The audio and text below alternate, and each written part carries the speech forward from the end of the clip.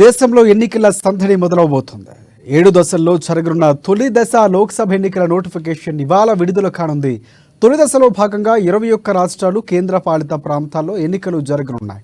అత్యధికంగా తమిళనాడులో 39 స్థానాలకు ఒకే విడతలో పోలింగ్ ప్రక్రియ చేపట్టనున్నారు. ఇవాల్టి నుంచి నామినేషన్ల స్వీకరణ ప్రారంభమవుతోంది. ఈ నెల 27 వరకు నామినేషన్లు దాఖలు చేసేందుకు అవకాశం ఉంది. 28న నామినేషన్ల స్క్రూటీనీ, ఇక 30న ఉపసంహరణకు గడువు ఉంటుంది. ఏప్రిల్ 19న తొలి విడత పోలింగ్, జూన్ 4న లెక్కింపు ఉంటుంది. తర్వాత రాజస్థాన్లోని 25 లోక్సభ స్థానాలకు గాను తొలి దశలో 12 స్థానాల్లో పోలింగ్ జరగనుంది.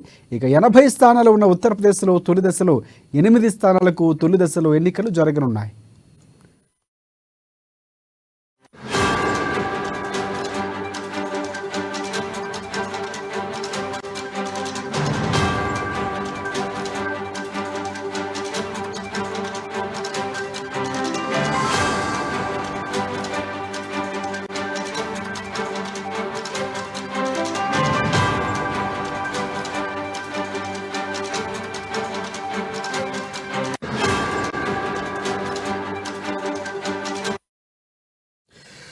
బ్రేకింగ్ న్యూస్ చూస్తున్నాం. దేశంలో ఎన్నికల సందడి మొదలవుతుంది. 7 దశల్లో జరగనున్న తొలి దశ లోక్సభ ఎన్నికల నోటిఫికేషన్ ఇవాళ విడుదల కానుంది.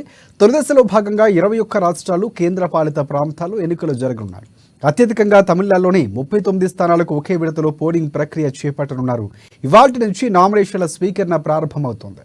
ఈ నెల 27న వరకు నామినేషన్లు దాఖలు చేసేందుకు అవకాశం ఉంది.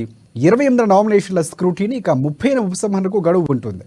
ఏప్రిల్ 19 తొలి విడత పోలింగ్, జూన్ 4న లెక్కింపు ఉంటుంది. తర్వాత రాజస్థాన్లోని 25 లోక్సభ స్థానాలకు గాను తొలి దశలో 12 స్థానాల్లో పోలింగ్ జరగనుంది. ఇక 80 స్థానాలు ఉన్న ఉత్తరప్రదేశ్ తొలి దశలో 8 స్థానాలకు తొలి దశలో ఎన్నికలు జరగనున్నాయి.